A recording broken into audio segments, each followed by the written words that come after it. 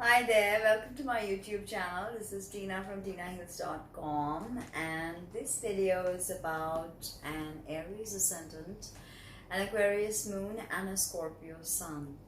Intense combinations and a healthy dose of fixed energy to give you focus and concentration, whereas your Aries ascendant, which is cardinal, can be about doing too many things but not completing them.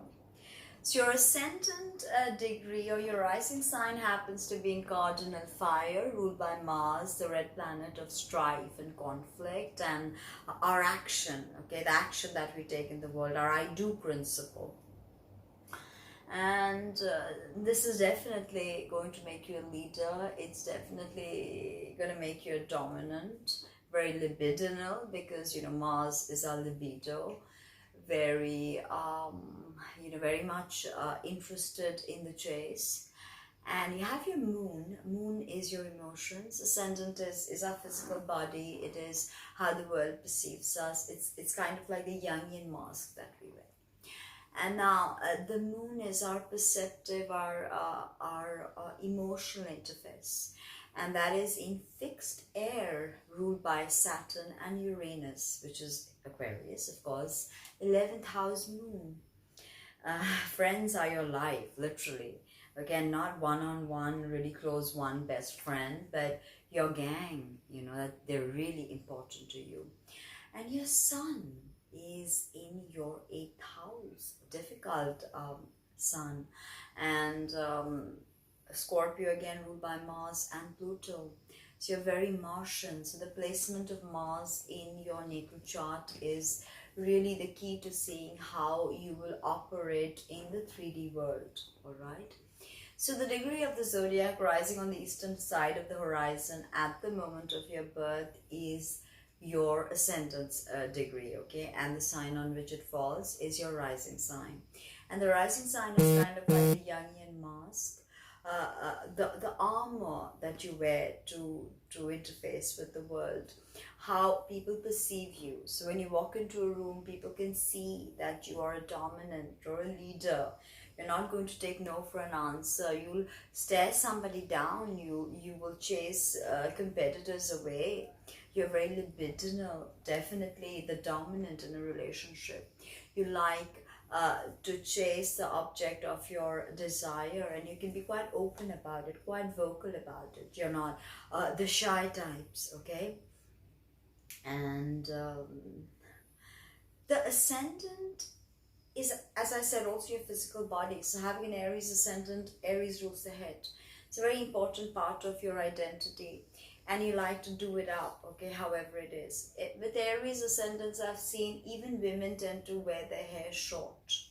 They may like their red streaks, but they like to keep it short. They can have brittle hair with hard aspects to Mars, and so much fire. It can be like, yes, you're the fire starter, the trailblazer, but too much of something could be a challenge. But you've got air and water, so hopefully you're balancing everything out. Now your eyes, edgy, as I said, you have a very edgy look in your eyes. Not scorpionic edgy, but you have a Scorpio sun, so your eyes are going to be like even more intense than a normal Aries ascendant Libra sun person. You have Scorpio sun. You're going to have those penetrating, really deep, broody eyes.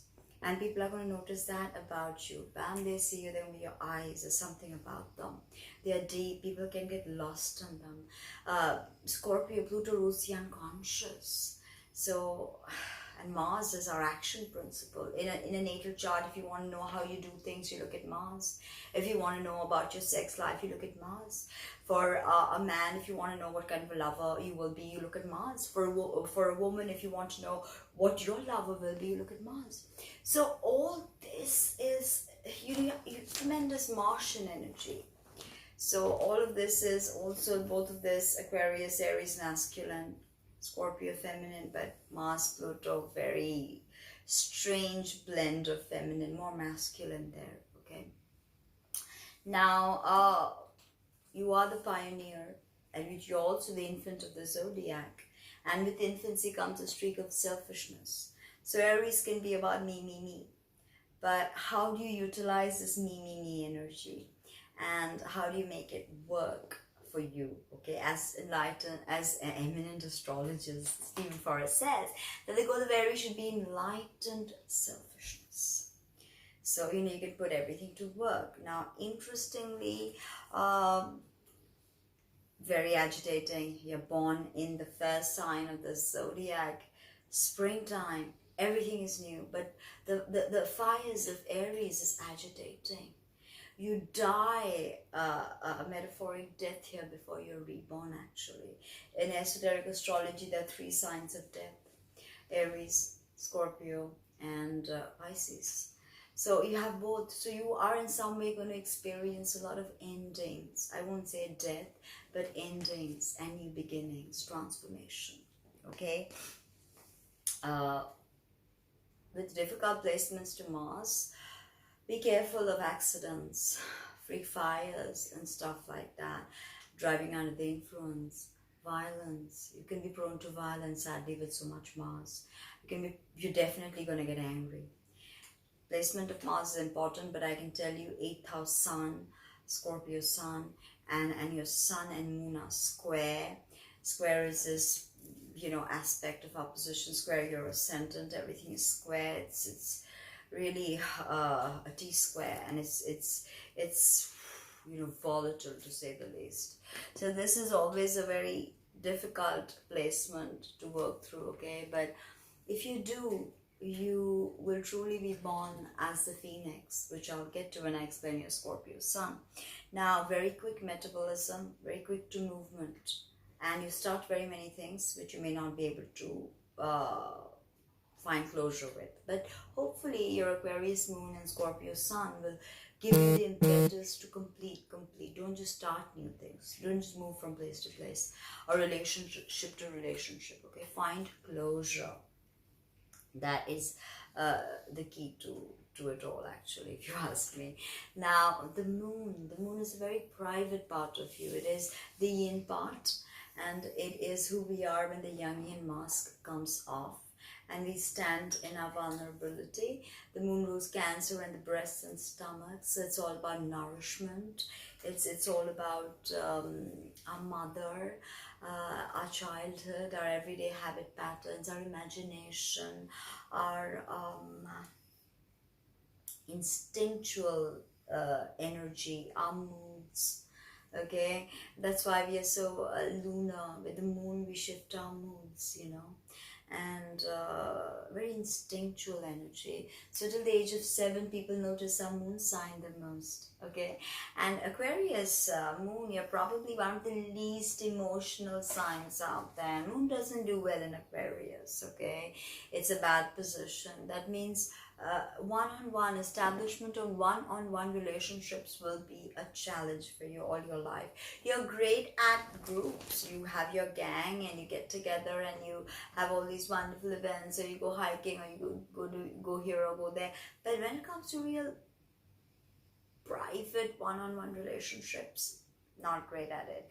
You are with an Aquarius moon, you are definitely the humanitarian. 11th house moon, an older sibling who's a girl, can be very important to you.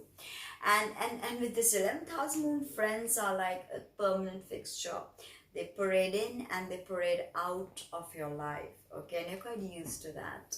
Yes, you do get emotionally attached, but as I said, Aquarian moons are not emotional. They are, but they always, when they feel something, they don't want to soak into it, but they want to stand from an objective point of reason and try to understand or ascertain why they are being triggered, or why do they feel the way they do. Okay, so they're very analytical, very futuristic. This is the Nikola Tesla sign, very futuristic. Sign of innovation. Uranus, imagine, thunderbolt of awakening, used to radical change. Fixed signs always give you focus and concentration and patience if you know how to work with it, which is amazing. Difficult aspects of the moon will see oversensitivity. It's also your mother. Mother could be eccentric slightly, or maybe some kind of an innovator. Definitely not your everyday mom archetype, okay? Very, very eccentric, egalitarian, progressive, liberal. Could even be seen as an outsider. Sees herself as an outsider, your mother, because she can't fit in. Aquarian moons, they somehow just don't fit in, okay? Now, Aquarius rules ankles and circulation. So having an Aquarius moon, be careful of arthritis. Okay, that is something you need to. And with the Aries and Aquarius, Scorpio, you have so much Mars. You need to do yoga and you need to keep well hydrated. Okay, well hydrated is a must. Very unique, very progressive, very liberal, and very good with abstraction. Okay, yes, you can do concrete stuff as well, like a square plus b square or whatever, but you're great with abstraction. Okay, great working with ideas that others cannot conceive of, which is what makes you a brilliant thinker. This is a scientist archetype, someone who's always investigating. Scorpio investigates, but Aquarius, they do so in a different way. They're also huge investigators. But Aries and Aquarius, two of the most visionary signs of the zodiac, okay? Now, you're the connector. Aquarius moon, you are the connector. Whether you know it or not, if you're too young to know it, no, you will connect people. Okay, you will connect people, and you will always be the outsider, the lone wolf, but you will like to see everyone progress in your community, and oftentimes you will work behind the scenes to make that happen. Think of John Lennon, okay, moon in Aquarius. Imagine there's no heaven. It's easy if you try. No hell below us, above us, on the sky. That is the ethos of an Aquarius moon, all encompassing, everything very, very, like how do you think of war? It's so savage. That's what Lenin would say, so savage. That is Aquarius ethos. They want everything to be progressive, okay? Everybody to progress, actually. Now, another thing is there could be a fear of intimacy because you're afraid of rejection. Don't be. You got to put it out there. If you don't put it out there, if you don't risk it, you will never know what it felt like. To have loved and lost is better than not having loved at all. Believe me. Okay? Very brilliantly innovative, eccentric, and all of that. Find balance with your emotions. Scorpio, 8th house sun. Water. Pluto's domain, Mars and Pluto's domain. The domain of the unconscious. The archetype of the investigator, the detective. Pluto digs deep, wants to get to the truth. 8th house sun, difficult sun will see you lose your inheritance, will see you a problematic father, even death. 8th house is the house of death. Taxes, sudden burdens if you have difficult sun. And here you have with your moon and a sun, a square happening, okay, in fixed sign of Aquarius and Scorpio.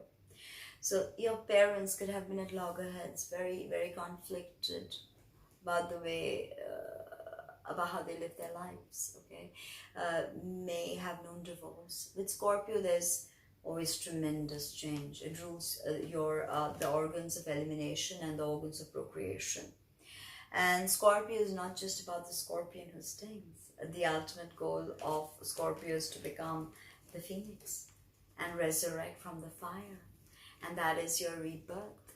With Scorpio, there's always the possibility of rebirth. So understand the placement of Mars, for that will really guide you into higher awareness. When you have so much Mars in your chart, you need to understand. And you have the archetype of the investigator, you have the archetype of the pioneer, and the archetype of the innovator. What are you going to do with it? Leave me a comment below, like, comment, subscribe, share, and please support my work. Visit my website, www.tinahills.com. Book a reading today and check out my merch. My soaps are available in the US as we speak. Candles couldn't go through, but will go through soon. So keep a lookout and let me know what you think. Thank you.